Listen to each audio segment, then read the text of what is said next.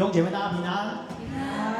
虽然疫情的关系，但是不管是在我们现场的弟兄姐妹，还有我们网络上收看我们 YouTube 的弟兄姐妹，我们都在主日的早晨，我们都要来敬拜赞美我们的神，阿们，阿们，好不好？让我们从座位上站立起来。那我们今天早上一样要献上我们的赞美，我们要宣告上帝的喜乐就在我们当中，阿们吗？阿们，好不好？我们一起来拍手。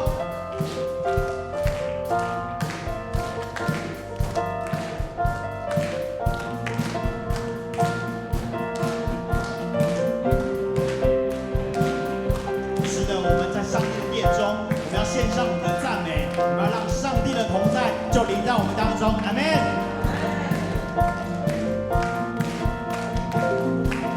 我们一起来唱，将软弱变为刚强，将软弱变为刚强，贫穷成为富足，瞎眼的看见，爱哭变为跳舞。一切伤疤都填满，崎岖成为平原，在神里面充满无限可能。从头再一次来宣告，将软弱变为刚强，变为刚强，贫穷成为富足，瞎眼的看见，爱哭变为跳舞。一切伤疤都填满，崎岖成为平原，在神里面充满无限可能。你的能力不比我，战胜试炼和艰难。我相信你的恩典完全够我用。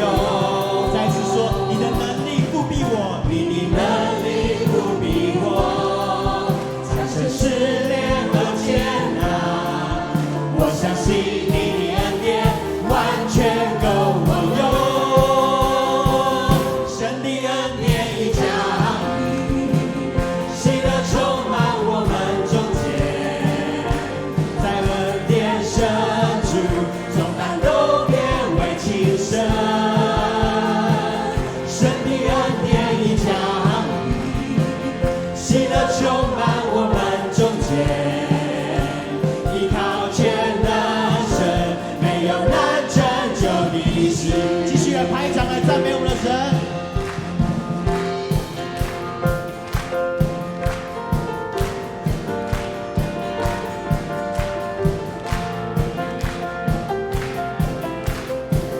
一起来唱，将软弱，将软弱变为刚强，贫穷成为富足，瞎眼的看见，爱哭变为跳舞。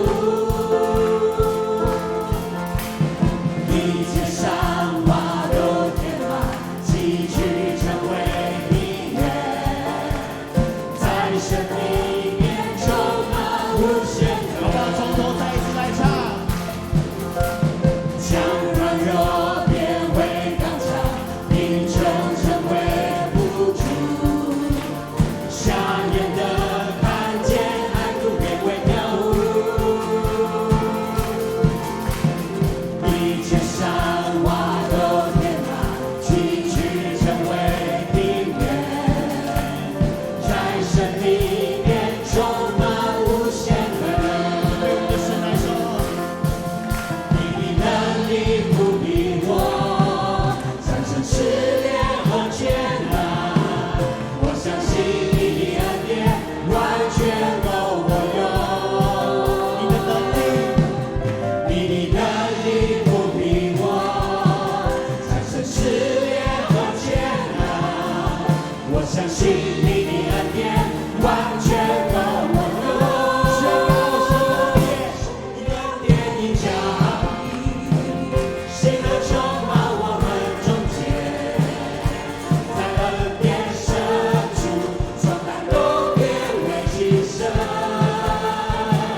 神的恩典已降临，喜乐充满我们中间，依靠全能神，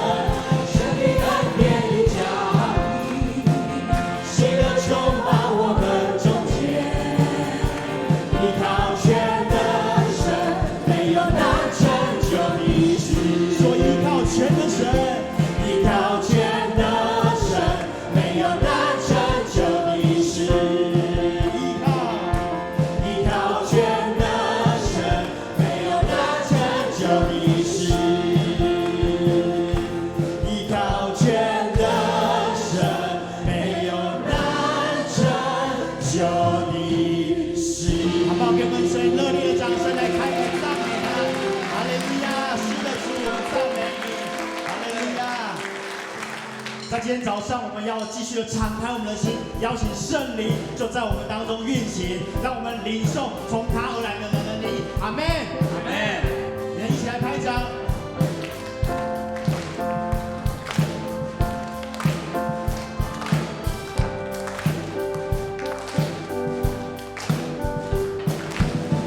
求圣灵此刻降临，充满我的那软弱心灵，愿主赐下恩雨在我心中，浇灌滋润干涸的心灵。主的权柄，主的能力，已战胜黑暗罪恶权势。全能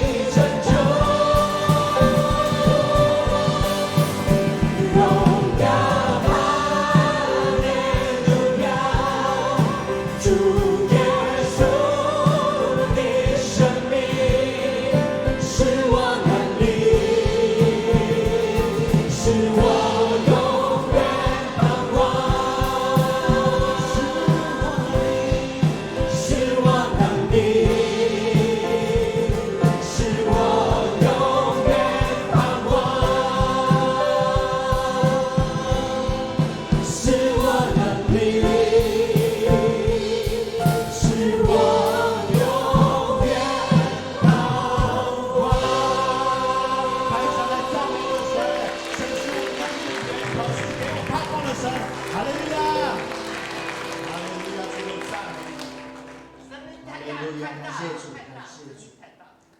无论是我们在任何的时刻，纵使疫情这样子，我们还是一样来到上帝的面前。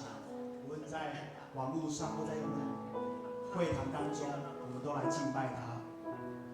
我们回到上帝的面前，用那最起初的方式来爱我们的神，用我们全人全心，单单来敬拜他。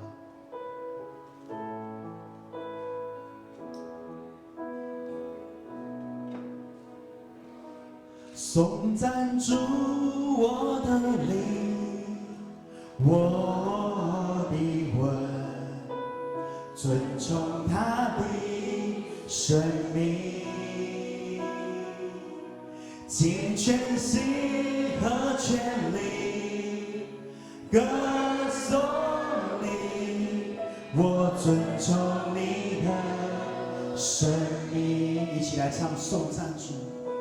颂赞主我的灵，我的魂，尊崇他的生命，尽全心和全力歌颂你，我尊崇你的生命。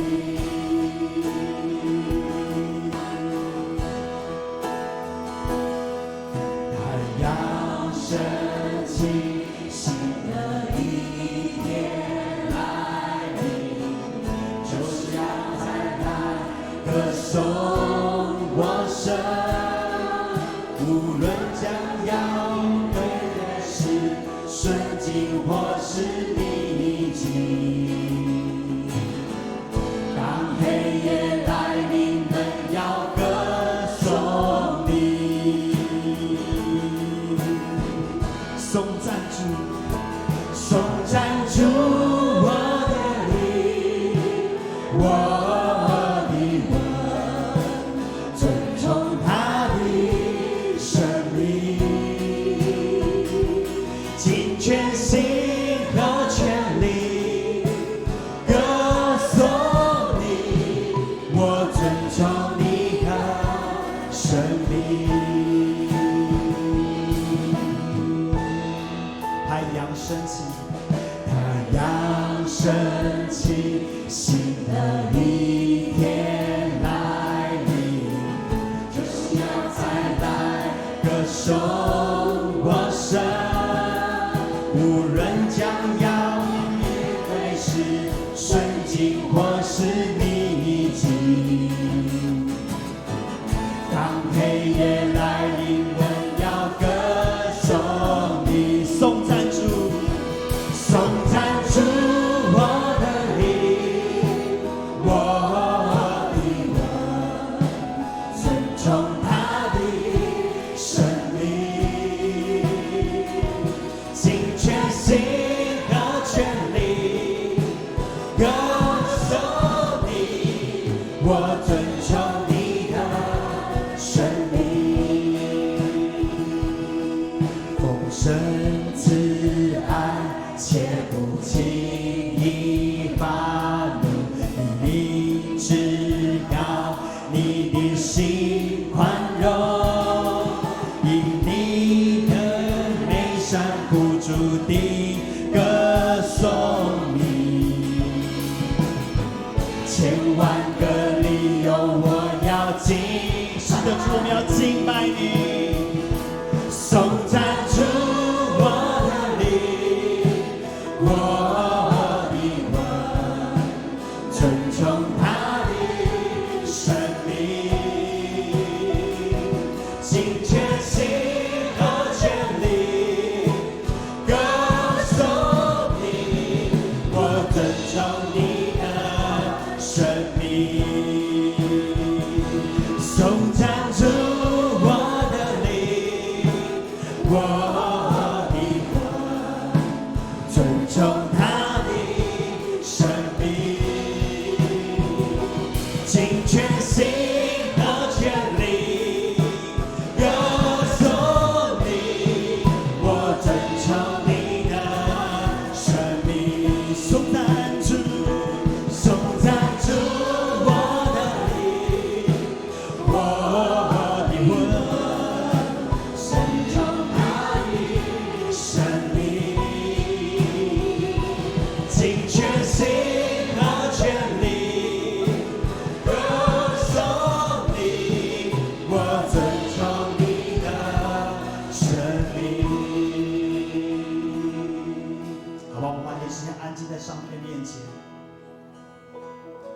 用我们的灵再一次的来敬拜神，告诉我们的天父，说我们单单的爱你，我们的心要单单的来尊崇你。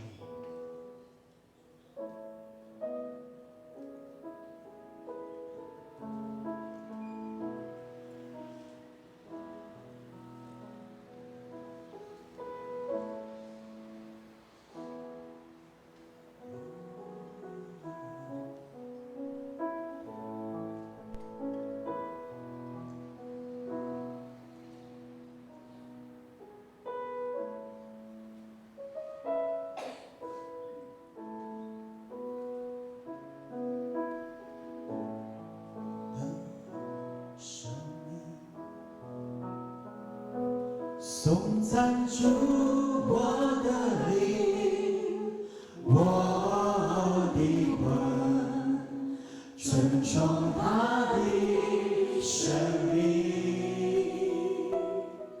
尽全心和全力歌颂你，我尊崇你的生命。颂赞主我的灵，我的魂，尊崇他的生命，尽全心和全力歌颂你，我尊崇你的生命。颂赞主我的灵，我的魂，尊崇他的生命，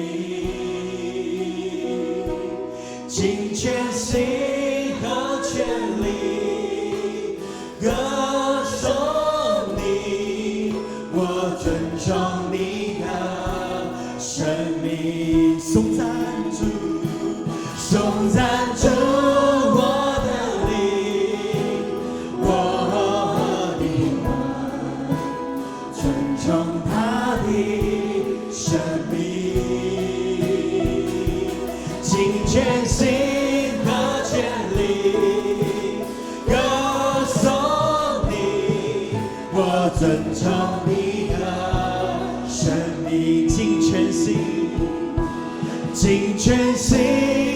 全力，我歌颂你，我尊崇你的生命，尽全心，尽全心和全力歌颂你，我尊崇你的生命，我要尊崇你，我尊崇你的生命。我尊崇你的生命，我尊崇你的生命。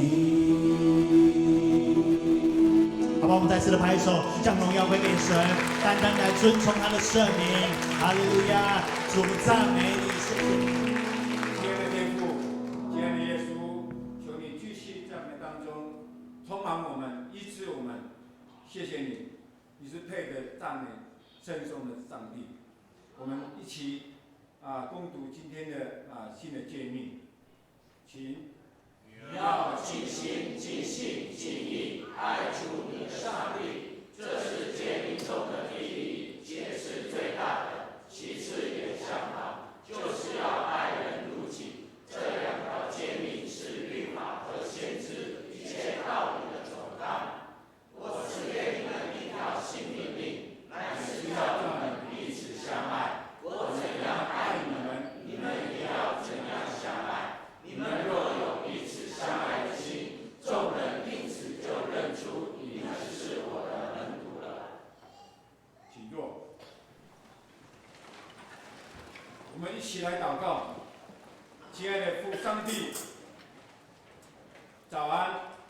今天是主日安息的日子，我们要敬拜你，我们要歌颂你，我们要赞美你。求你以你的荣耀眷顾我们，求你怜悯我们，求你赦免我们。我们愿意成为属世的盐和光，积极的去影响其他的人，带领来认识你。我们也愿意成为属世的真理的灯台，让上帝的光永不止息。祷告，靠耶稣基督的名，阿门。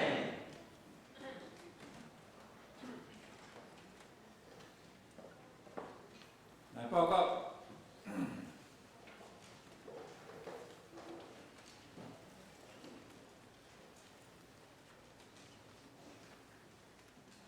消息报告。第一点，本会定于3月17日晚上，星期二晚上8点召开小会，地点在小会议室，敬请全体小会员出席参加。第二点，补登108年上学期之奖学金高中组李习纯同学。第三点，本会公告，因为新冠病毒疫情威胁未除，参加各项聚会请大家配合以下事项：刮胡1，请量体温、酒精喷手再参加聚会；刮胡2，鼓励亲自自备口罩参加聚会；刮胡3，如有A 发烧或在2周内从中港澳、韩国、新加坡、日本、意大利回台任一项者，请勿参加聚会。刮胡4，额温37.5，建议先就诊，求主赐平安，保守大家身体健康，以期待疫情早日脱离。第4点，长执会公告，刮胡1，因新冠病毒疫情威胁未除，本会决议这期的全人更新营会、福音茶会、幸福小组、装备课程以及4月份的野外礼拜将暂停举办，下半年再视情况举办。敬请弟兄姐妹关注教会消息，并继续为此群益代祷。刮胡2，主日礼拜时间，本会冷气开送风，窗户打开，以保持通风。第5点，本会赠送每一位会友1本防疫满福宝。上周未领取的会友，敬请向办公室准备分干事领取。若有赠送亲友的，每一本15元，可向办公室登记购买。第6点，本会与国健署合作举办舞动不老的活动，在3月18号星期三下午3点20到5点20开始第3堂课，敬请有报名的松年弟兄姐妹主持参加，并请你穿着运动鞋，带毛巾和水壶。第7点，有订购2020每日研经释义的弟兄姐妹，请至办公室签名领取第3季教材。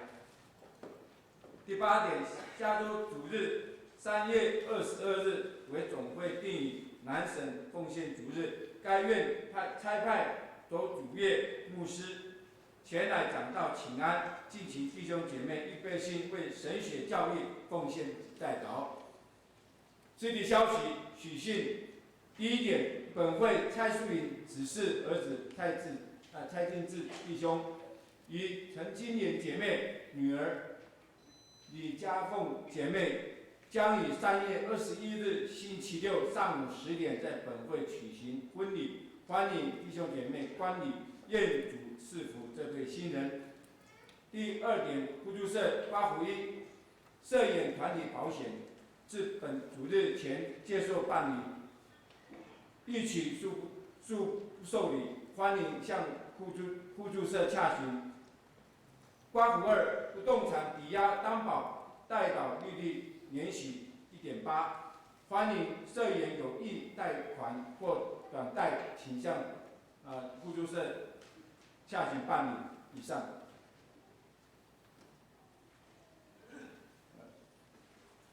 再见，兄弟。好，我们请那个你们进到。好，弟兄姐妹，大家平安。好，告诉旁边的人说：愿主是你平安。感谢主在，我们现在无论是世界的疫情，或者是整个台湾特别台湾我们蒙省的这个保守在我们所有的疫情呢还在控制的当中。可是如果我们这一周里面呢，我们看的这个新闻呢我们会觉得说世界的这个最大国呢这个美国呢最近呢也沦陷了哈。那再怎么样，我想早上我们主任牧师呢，在他的这个FB 当中，或者是他的讯息的当中呢还是我们在这个礼拜我们所看到的那就是说在有关于新冠病毒的这样子的一个启示，到底神要把这样子一个启示带给我们现在在这个末世的一个时代，我们要有一个什么样的一个心态那在早上主任牧师所发给长职的这些讯息里面呢，有写到说这些新冠病毒的这个缩写呢，就是简称为 COVID， 然后之19若把它这个倒过来呢，就变成91DIVOC 那么这个91呢，我们就把它翻成诗篇的这个91篇。D 呢，就是英文呢这个毁坏的第一个字母。那么 I 呢，就是英文这个流感的第一个字母。病毒呢，就是英文的第一个字母 V。然后 O 呢第一个字就是英文第一个字母爆发。C 呢就是英文第一个字母的这个完全体，那也就是完全的毁坏流感病毒的这个爆发。所以在诗篇91篇呢，正是上帝要赐给我们能够抵挡瘟疫的话。阿们。弟兄姐妹，我们这么多的这个讯息的里面，这么多上帝的话，在安慰的这个过程当中，很清楚的跟我们讲说，上帝呢有赐给他的话语，叫我们能够借着他的话语去抵挡瘟疫。所以请我们天天能够用诗篇91篇来祷告。诗篇91篇第1节、第2节、第3节这样写的说：主啊，我要住在你的隐秘处，我也要住在你的荫下，因为你是我的避难所，我的山寨，我的上帝，我所依靠的。你必救我脱离捕鸟人的网罗和毒害的瘟疫。阿们。我们的神很清楚的把他的这个应许是给我们，当我们寻求他，他就是我们的避难所，他就是我们的山寨，他就是我们的上帝，好不好？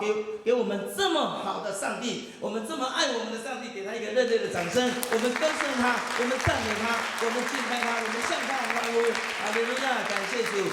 好，那么我们能够在一起的奇迹的这样的一个敬拜那么今天呢有一位新人呢在我们这个当中，他第一次来我们教会那是我们徐素莹姐妹这个邻居介绍的了就是汪秀兰姐妹，汪秀兰姐妹在那个地方我们拍手欢迎她，欢迎她虽然我们没有很清楚能够看清她的脸，因为现在大家都戴着口罩但是没有关系，不要说像我们教会呢有一个新朋友的礼物送给你那么他是曾经在这个台福教会已经有去年刚受洗，那么今天呢参与我们教会的敬拜，好吧？我们要请汪姐妹再次从你的位置上站立好吗？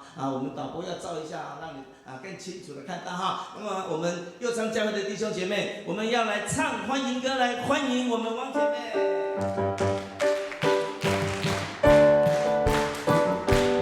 来，真高兴能见到你，我们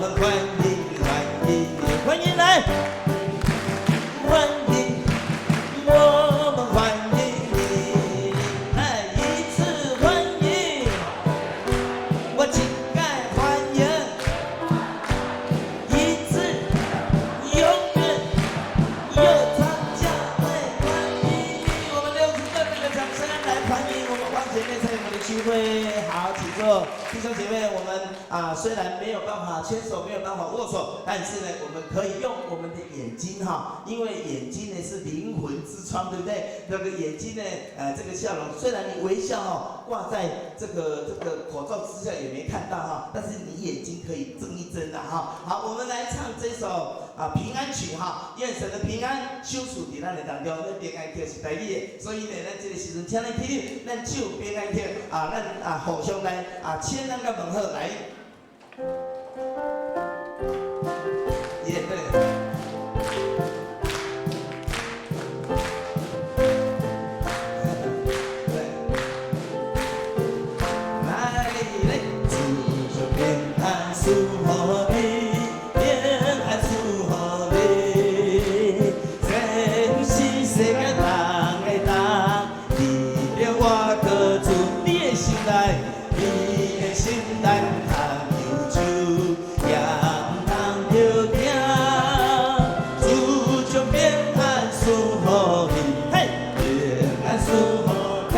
互相来演手，你会当头前后壁演手甲伊讲，愿主的平安施出你的当中，愿主的喜乐甲你送甲你的，愿主常常将伊平安的福利、喜乐修出你的我的主。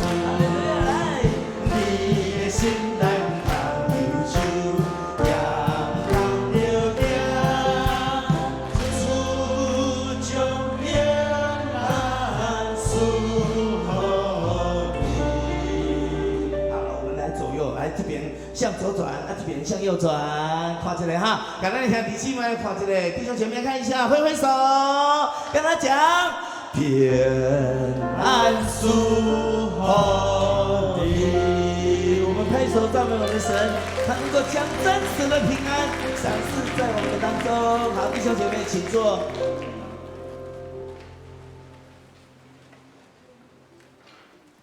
好，我们接下来要领受今天上帝给我们的话语，在马太福音5章13节到16节。马太福音5章13节到16节。好，我们一起大声的，透过声放，大声的恭读。来，请13节开始。你们是世上的盐，盐若失味，怎能叫它甜？以后无用，不过在外面被冷践踏了。你们是世上的光，曾照在山上，是不能隐藏的。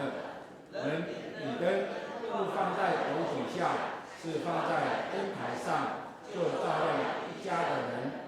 你们是光，也是灯，这样照在人前，叫他们看见你们的好行为，便将荣耀归给你们在天上的父。阿们。现在我们邀请我们的圣歌队。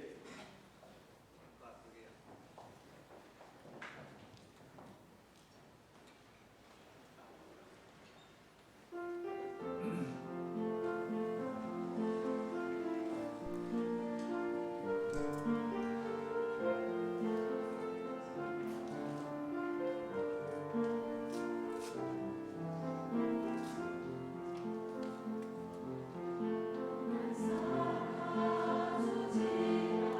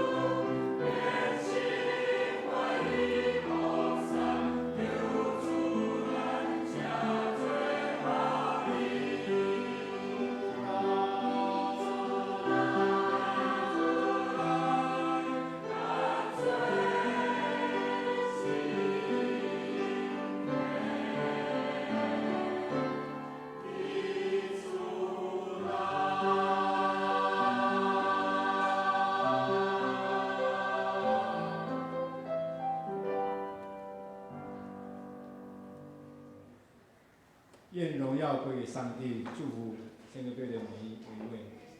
现在我们邀请我们的潘牧师啊，今天他所这样的分享信息啊，是影响力。弟兄姐妹，大家平安。在正道之前，牧师先补充报告教界消息。高雄中会圣心教会定于4月19号下午3点举行陈佩文传道封牧暨就任的感恩礼拜，地点是在一甲教会，欢迎弟兄姐妹自行前往。要参加者请于4月5号前向我们办公室登记。欢迎大家都能够去给我们佩文传道一个祝福。我们先一起来祷告。主，我们谢谢你，让我们在今天能够有这样大的恩典，能够彼此来分享神的话语跟你的这样子的圣灵充满在我们当中。愿主你再次用你大能的手亲自来扶持我们，在这不安的时代赐给我们平安，在我们的心灵软弱，在我们的身体在软弱的时候，愿你亲自赏赐圣灵，给我们力量，给我们帮助，给我们喜悦跟平安。我们把以下时间完全恭敬仰望在你的手中，祷告奉耶稣基督的名，阿门。所以我们在读到今天这些经文，牧师讲到就是说影响力，因为影响力的意思到底是什么？我一直在思考艺人的形象是什么。所以礼拜3的时候，我讲到一个题目叫做让人喜欢。让人喜欢会是一个属灵成熟的人应该要有的样子吗？我们来讲到这属灵的伟人，所以我提了几个属灵的伟人。你看到耶利米，一个哭泣的先知，他会让人喜欢吗？你看到摩西、亚伯拉罕，他会让人喜欢吗？你看到这个以西结，他会让人喜欢吗？我们答案都好像是有点否定，但是我们忘记说，让人喜欢，其实它并不是讨人欢心。让人喜欢是他在他生命当中有一个吸引力，吸引人能够喜欢来到他的面前。这个吸引力是什么？就是耶稣基督身上所散发出来这样的爱的力量。所以弟兄姐妹们，成为光跟成为盐之前，耶稣在做这个比喻的时候，他讲了8幅。8幅有没有人记得？8幅，来随便考一个。有没有人自愿？会上直播呢？有没有？随便讲一个。什么人有福了？赞。所以我们就讲到有福了，什么有福了，什么有福了，什么有福了。然后讲到有福了之后，他最后突然间加一个盐跟光。他告诉我们什么？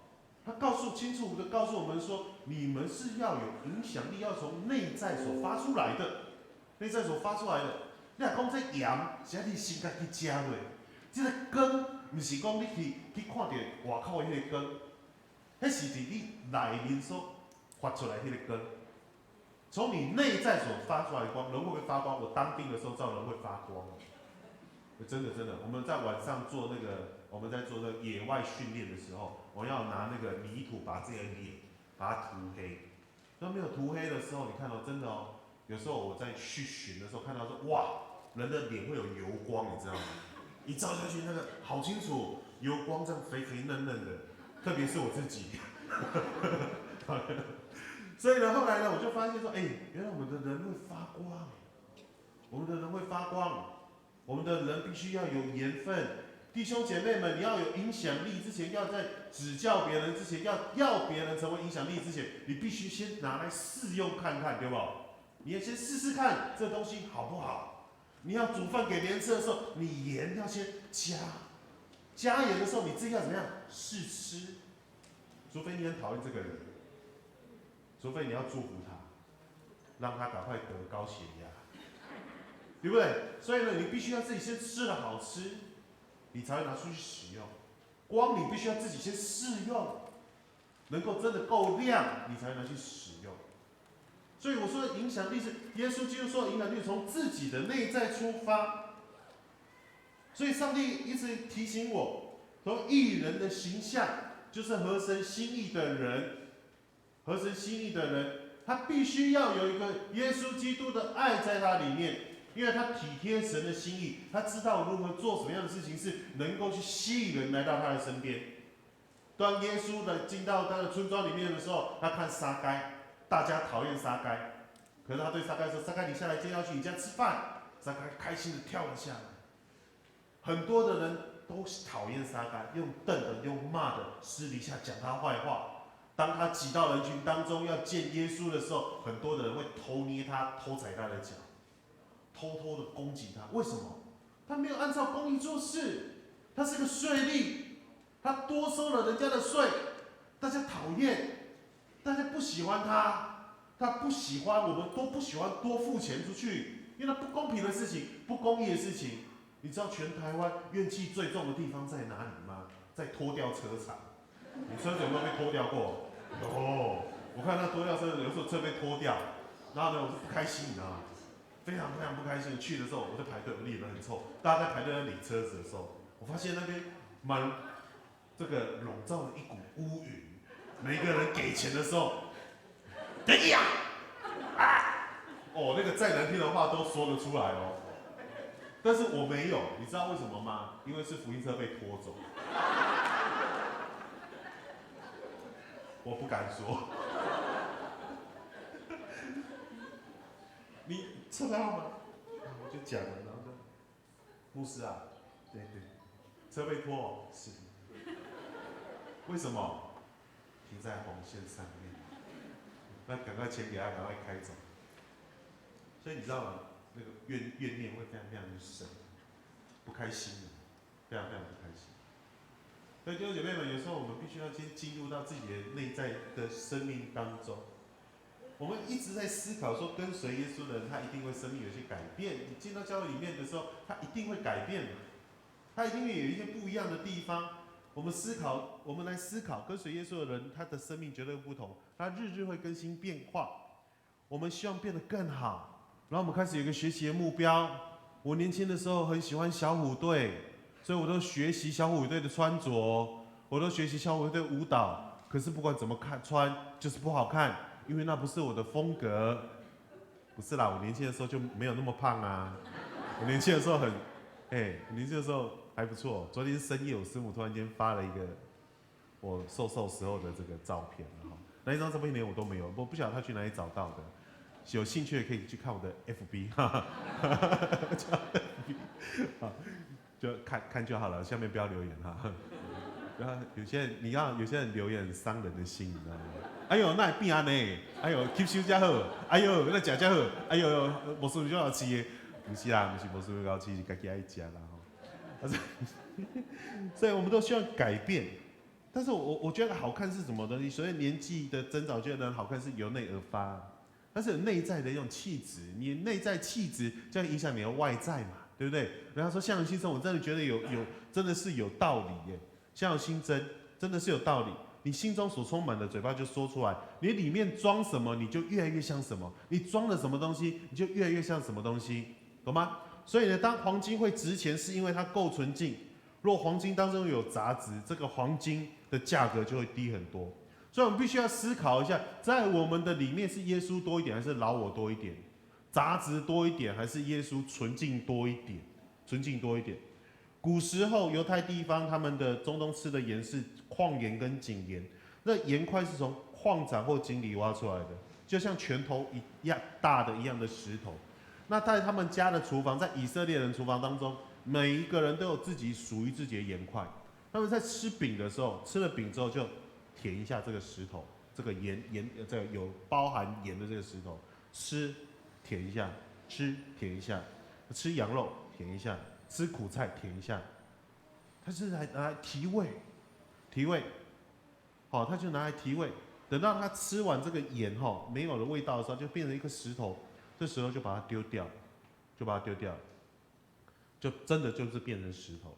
所以在古代的犹太人传统当中，他们只要是被逐出教会，再重新回到教会的时候，他们要躺在这个圣殿的门口，让别人从他身上走过去，他就会喊一句说：“我是施了盐味的石头，从我身上践踏过去吧。”他们是用这样的方式去代表自己的认罪以及悔改，所以盐它具有调味的功能，有防腐的功能。你在的地方，就基督徒在的地方，你进到这个团体当中，你能不能让这锅汤变得更美味？你能不能让这个团体变得更好，能够更有幸福的感觉？我们在做幸福小组，是带来幸福的美味，或者只是苦涩的味道？我们必须要思考一下，但是我不要误会，牧师常常讲说，你在的地方带来美味，就代表你必须讨好每一个人。对不起，基督徒不是小丑，耶稣也没有讨好每一个人，但是他所在的地方通常都充满了幸福的感觉。为什么？因为他接纳每一个需要被接纳的人。你想想井边妇人，他在井边，他中午出来打水，为什么？大家笑他，取笑他。哎呦，你又结婚，又再结婚，又结婚，又再结婚，5个翁啦，5个翁啦，啊，大家拢看不起伊啊。但是耶稣对他说什么？请你给我水喝。吓一跳，犹太人跟撒玛利亚人不往来啊。你这个犹太人的男人，而且是拉比老师，这个尊贵的身份，你竟然跟我要水喝。后来他们就开始了对话，我们可以知道，这撒玛利亚的妇人，她的对话是什么？她说：“到底要怎么样敬拜上帝？到底要敬拜什么？”耶稣很清楚的讲，是用心灵跟诚实去敬拜，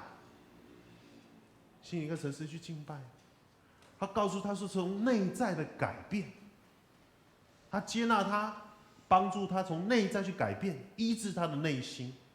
因此，他跑回他的村庄去说：“有一个人把我素来所做的事情都说出来了。素来所做的事情是什么？不是他犯奸淫，不是他有5个老公，是他心里的委屈。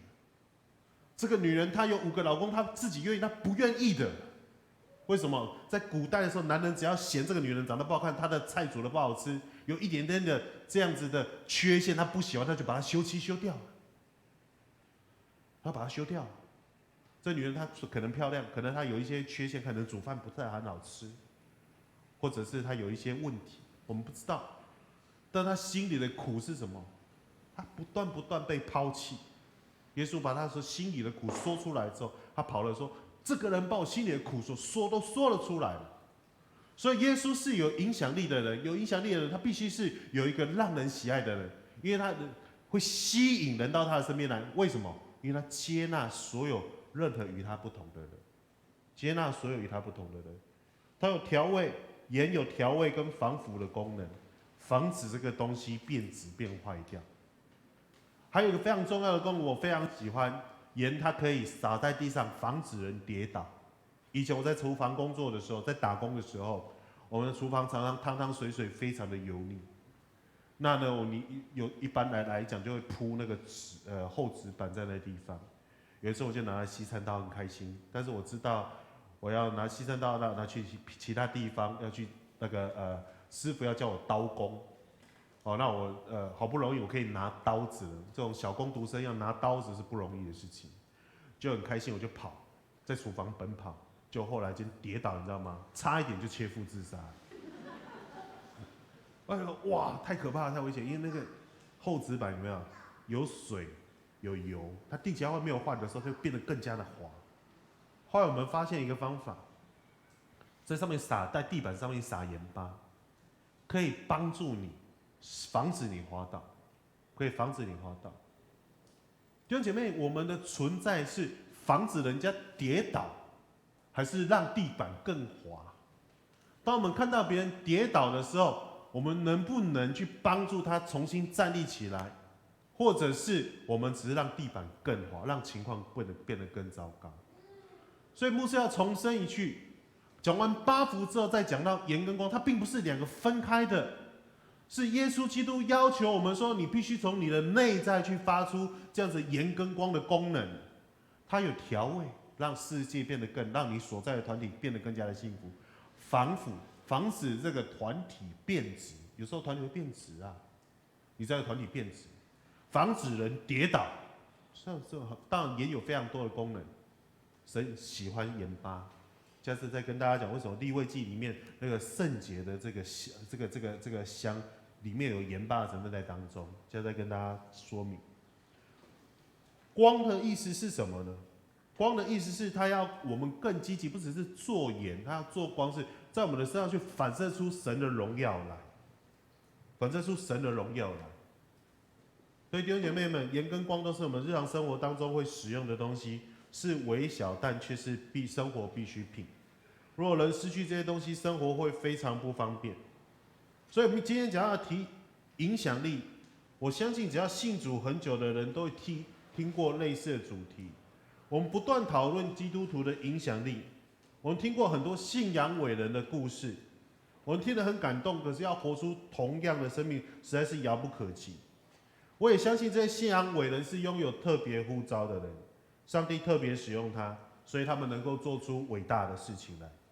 但请兄姐不要松一口气说，谭牧师说这些信仰伟人就有领袖特别的呼召，我没有特别的呼召，没关系，这样就好。不是这样就好，我们不能只是当一个普通的跟随耶稣基督的人。事实上，跟随耶稣的人绝对是不平凡的。耶稣说得很清楚，盐和光都是适时适量的使用，如果太多就不好。所谓影响力，就是你能够在刚好的时间能够做出正确的决定。其实我们手中所做的事情都是充满意义的。当你走入上帝的命令当中，你所做的事情都是有意义的。所以呢，我们必须要先进入命定，可是我们都太快要追求命定，说牧师，我的命定是什么？拍手，我不知道。有一些年轻人告诉我说，牧师，我要怎么进入命定？我不是很清楚，神给你的命定是什么？所以命定是什么？是你就是走在上帝要你走的道路当中，而且站在神要你站的位置当中，而且并且是能够坚持的走到底。所以要进入命定的时候，我们必须要先有意向，你必须要有意向。然后呢，你要进入命定，最后才能够完成命定，而不是你进入命定马上就完成命定，是不可能的事情。你看了意象，马上完成意象是不可能的事情。约瑟做了一个梦，他跟他哥哥讲说：“我梦见我们一起捆那个稻禾，我的立起来，结果你们全部趴下去拜我。”他做了这个梦，没有错，没有错。他做了第二个梦，我梦见星星、月亮、太阳全部来向我下拜。他做了梦，没有错。他错了什么事情？他不要讲出去嘛。你有了意向，你有了梦想，可是有些人他只仅止于不断在原地踏步，然后不断的说：“我拥有什么样的意向，我要做什么样的意向。”可是他没有往前进，他没有去做。所以约瑟他拥有了意向，他17岁进入了意向当中，进入到命定当中，他被卖到埃及。30岁成为宰相，他完成了命定。但他不是完成命定，他真正的命定是什么？是在大饥荒的时候能够救许许多多的人。所以弟兄姐妹们，我们要成为有影响力的人，必须先领受意象，然后寻找你生命当中的命定。你要有一个非常渴慕的心，去了解神在你生命当中有一些奇妙而伟大的作为。马这个生物非常的奇妙，它吃很多很多的草，可是它不喜欢喝水。但是好的马，它的肌肉必须要拥有非常非常多的水分。当这个养马的这个赛马协会的人，他通常都会在马的饲料里面加入盐巴，马吃了之后会口渴，他自然而然去喝水，他喝很多水，他的身体就越来越强壮。所以弟兄姐妹们，我们的心中必须要有盐巴，你必须要对神有一个神圣的不满足，不是我要一直喂你吃草喝水，用灌的，那是叫灌神猪，你知道吗？用灌的灌神猪，你知道吗？满身是肥肉，可是一点作用都没有。你要成为上帝的马，在你的生命当中要充满了不满足，让你的里面有一个盐巴，让你能够去支取生命的活水，阿们吗？让你知道你生命当中是充满影响力，而不是坐在这里等候人为你做一件什么样的事情。在不安的时代，弟兄姐妹们，我们必须要抓紧时间。虽然我们的幸福小组停，虽然我们的更新营停了，虽然我们的很多的活动停了，但是你对人的爱跟关怀，对福音的工作没有停止吧？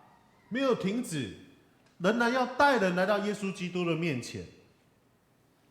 很多时候我们都会忘记我们自己拥有这样的属灵丰盛的身份，然后我们就说：“哎呀，就这样，别人做就可以了，我就是这样子，可以了。”我在牧会我牧会已经今年迈入第11年，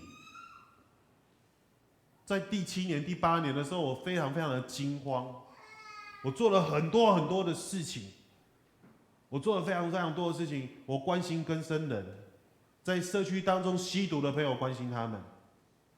我曾经被刀子抵过，我曾经被恐吓过，我曾经被恐吓要烧掉教会过。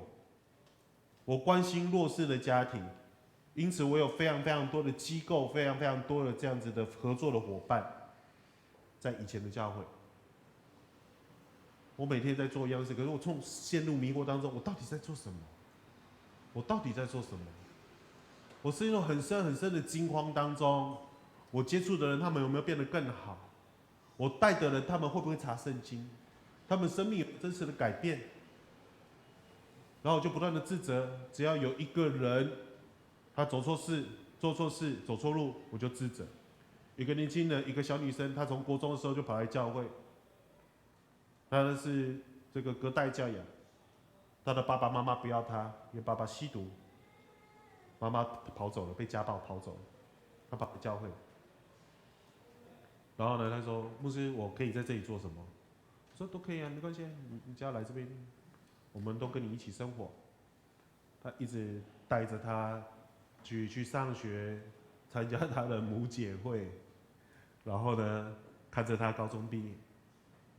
他高中毕业的时候，他突然间传一个 message 给我说：“我很后悔去教会。”我说：“你在说什么？”说：“我不喜欢去教会，就我觉得去教会很讨厌。”你在干什么？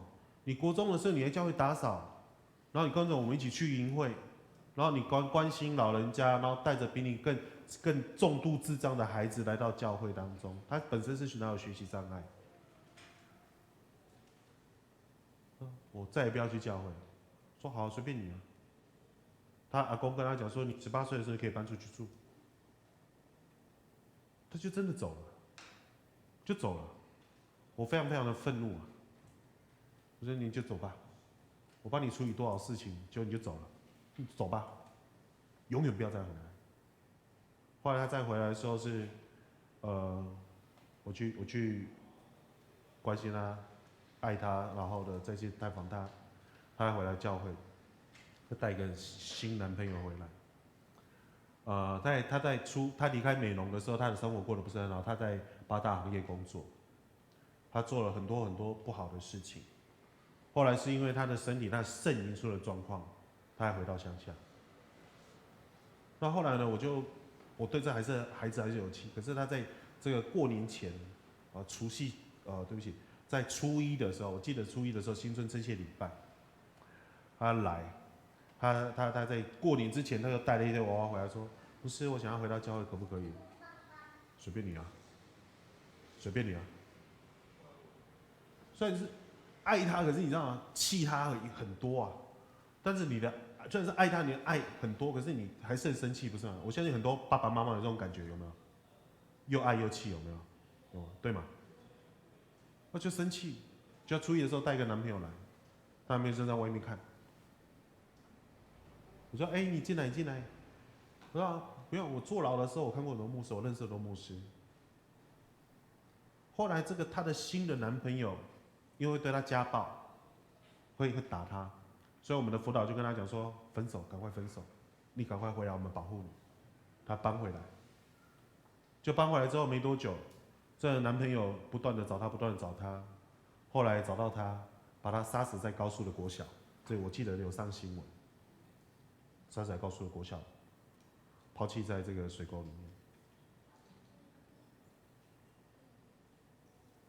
我一直在思考一件事：如果我再更多爱他一点，他会不会改变？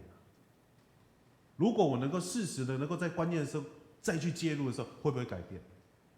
那男生要杀他的时候，他骑摩托车来教会前面。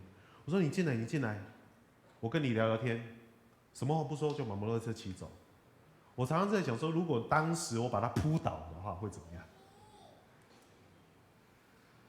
所以我想，基督徒的影响力就是能够在关键的时候能够做出关键的事情来，关键的时候能够做出关键的事情来。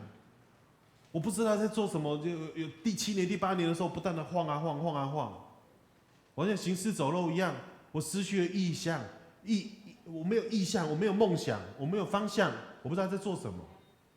然后好多事情一直打击着我，哇！这个小孩子这个年轻人突然过世，我不知道怎么帮他办告别式。在他手机里面，警察第一个联络我，怎么了？你是他爸爸吗？不是，我是他牧师。奇怪，他手机里面怎么称呼你为爸爸？我很后悔啊，我很后悔。可是我知道神要让我们通过这个后悔，让我们能够重新开始，因为我知道，即使再生气，再怎么样不堪，你永远要去拥抱那些不可爱的人啊！你永远要给他机会。所以弟兄姐妹们，能够活出关键，跟随耶稣的人的个影响力，就是能够活出关键的时候。大卫去这个对战歌利亚的时候，他是关键的时候挺身而出。乃縵将军染上麻风病的时候，他小使女也是关键的时候提出建议。所以影响力就是你在关键的时候能够挺身而出，做一点点的事情，做一点点的改变，在关键的时候你能够做这样的事情。我们都以为有影响力的人必须要非常多的资源，讲白一点，就是要有钱人，可以做很多事情。没错，他们可以做很多的事情，但不代表我们没有办法做什么。我们什么时候看见耶稣对瞎眼或生病的人说：“大卫的子孙，救救我！大卫的子孙，救救我！”耶稣转头说：“你们去多赚点钱就没事啦。”耶稣什么时候这样说？没有嘛。大卫子孙，救救我！大卫子孙，救救我！耶稣去拥抱他们，甚至是触摸他们，医治他们。所以我们常常会陷入说：我没有什么，所以我不能做什么；我没有什么，所以我不能做什么。以前有个长老，他常常叫我说：“牧师啊，你为我祷告，我在做这个生意，你为我祷告。”所以我怎么看我都觉得他生意会撩起，你知道吗？他有2个好朋友，一个叫温坦的，一个叫透懂的。这2个好朋友没事了，这个温坦，这个透懂，每次骗钱，你知道吗？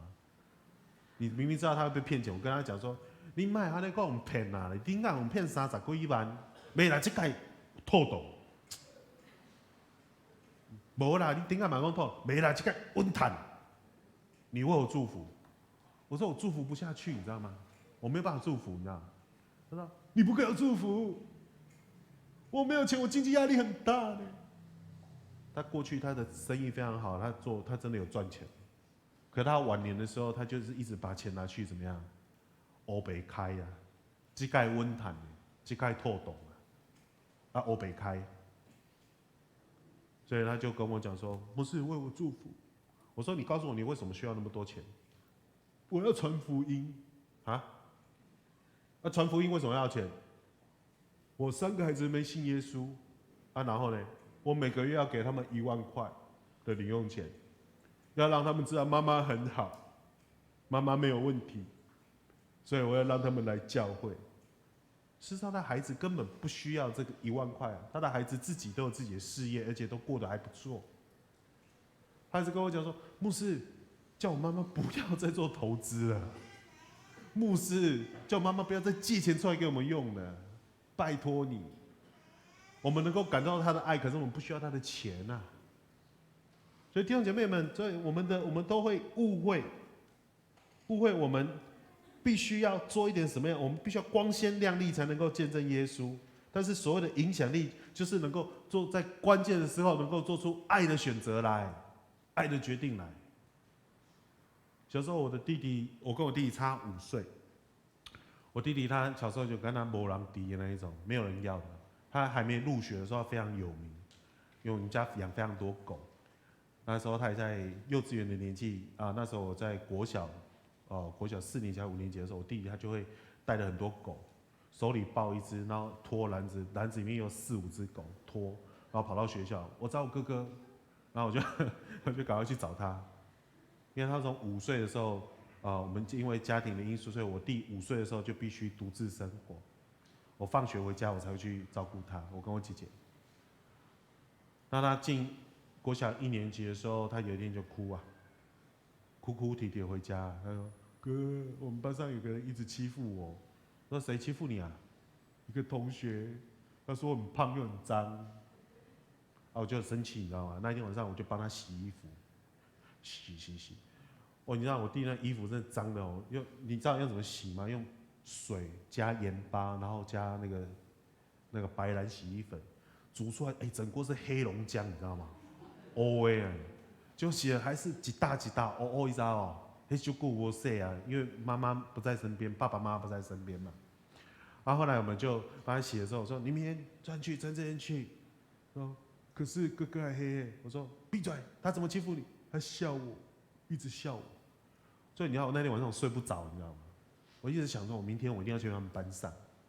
就后来我弟弟就在早自习的时候，弟弟他们班1年级的小朋友，我就跑去他们班，我就站在讲台上面，拿起我的鞋子用力往讲台拍，说谁敢欺负我弟弟？你看1年级的小朋友，他们看到那6年级的哥哥，吓死了，你知道吗？他那么小啊，我那么大，谁欺负我弟弟？所有的小朋友头都低低的，不敢讲话。就我弟就讲一句话说：“就是你欺负我。”因为小时候他被我打最凶，就是你。可是不管怎么样，你知道吗？只要是你自己的家人跟弟弟出了一些问题，你一定会奋不顾身的去想要用你自己的方式去保护他。你不是不能做什么，而是在关键的时候能够做出关键的决定来，能够去爱他们，然后能够去挺身而出，成为盐跟光的意思就是能够在关键时刻挺身而出。求主帮助我们，在这个被黑暗不安的时代，我们都能够成为这时代的盐跟光。在不安的时代，很多的时候被隔离，很多的时候没有办法去对人有多一点的关心。但是牧师要继续鼓励大家，神的爱要永来在我们的心中，成为一个有影响力的基督徒，在关键的时候能够做出爱的选择来。我们一起来祷告。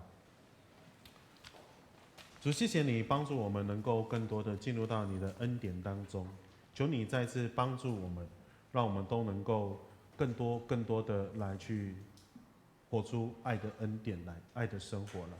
求主你再次释放你的百姓，让我们都能够更多的进入到你所赏赐的这样子爱的氛围当中，让我们成为光，跟成为盐，让我们更多的去回应你的呼召。祷告，奉耶稣基督的名，阿们。我们一起要来唱这首诗歌，我们一起起立好吗？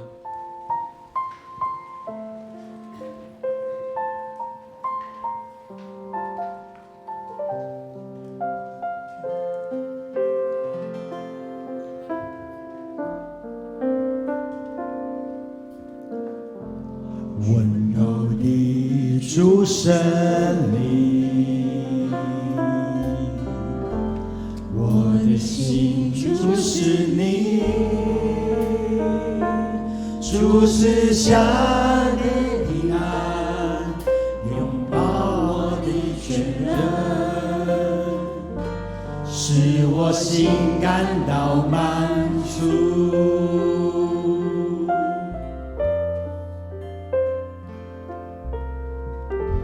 主是爱的真理，使我看见荣光。主是下的平安，拥抱我的全人，使我心感到真爱。在你呼召之地，我要全心敬拜，无论何时何地，我要全心敬拜。在你呼召之地，我要全心敬拜，无论何时何地，我也全心敬拜。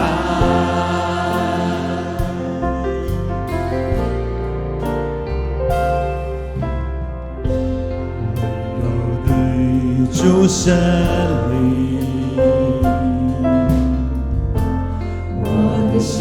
主是你，主赐下的平安，拥抱我的全人，使我心感到满足。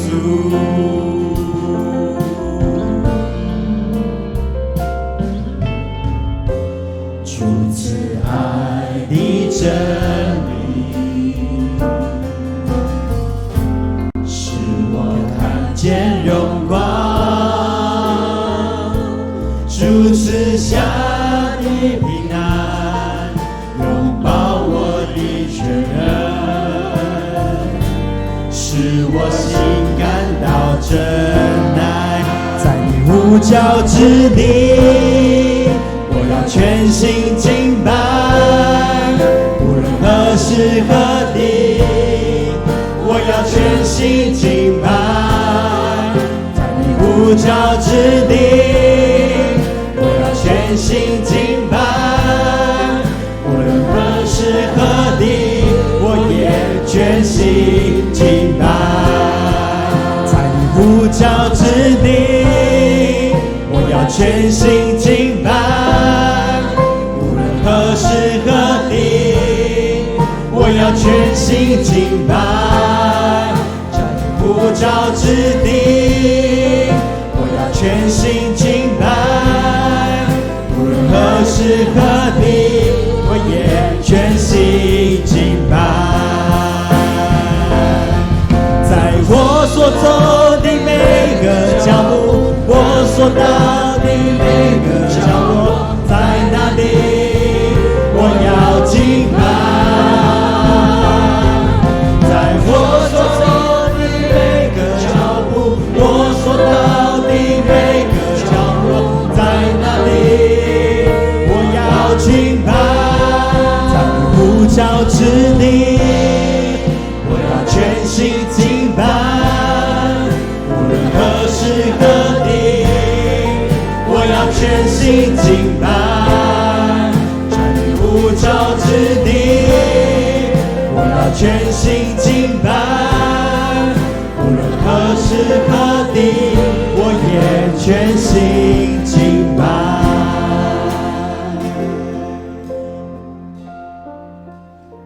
神呼召我们继续的来爱他，神呼召我们勇敢的走在他的道路当中，勇敢去爱，勇敢的去发挥影响力。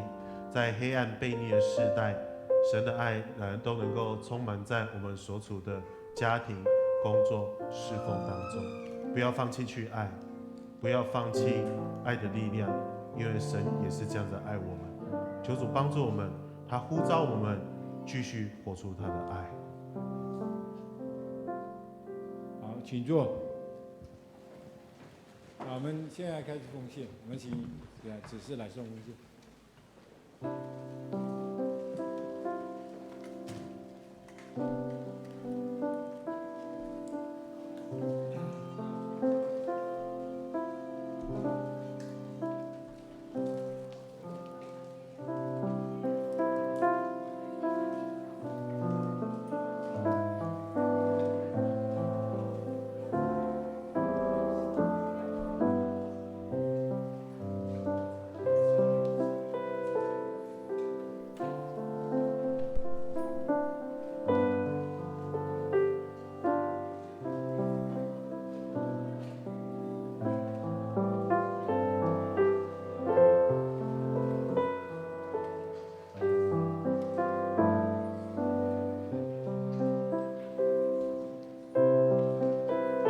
起立，我们来唱奉献诗歌。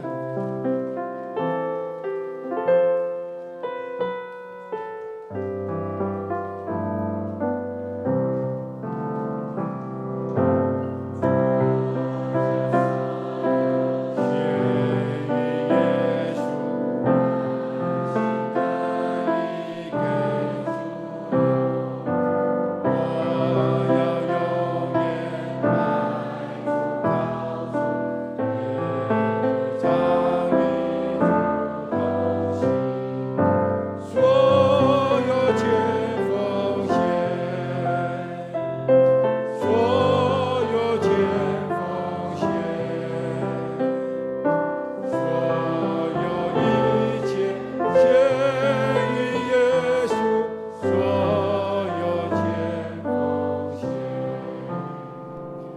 起来祷告。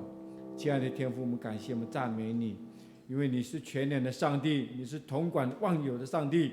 我们感谢你将各样的美善赏赐给我们，在我们的生活上所需要的都赏赐给我们。而现在我们以感恩的心奉献一点心意，求你悦纳，感谢祷告，奉耶稣基督的名，阿们。来差遣。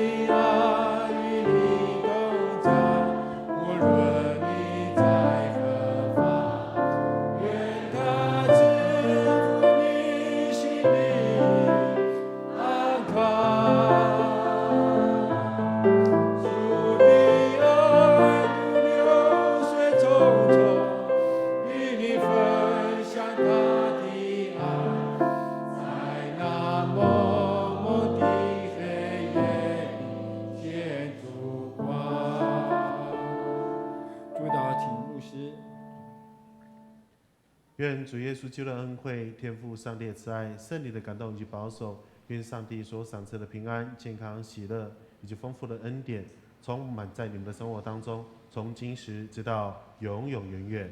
阿们。